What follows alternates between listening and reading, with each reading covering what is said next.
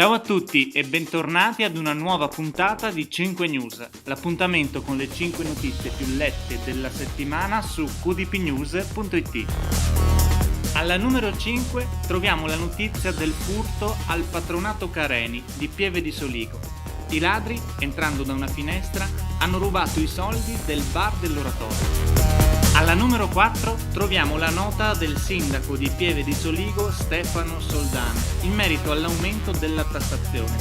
Per il primo cittadino è stato il consigliere leghista Villanova ad aumentare le tasse quando era assessore. La terza notizia più cliccata della settimana ci racconta della vendita del terreno comunale di Via Montella.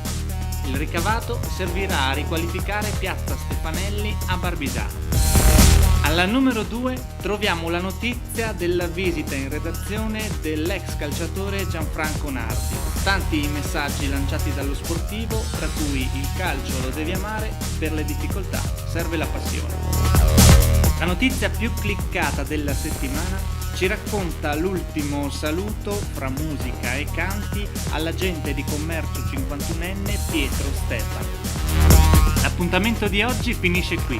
Ci vediamo la prossima settimana con una nuova puntata di 5 News.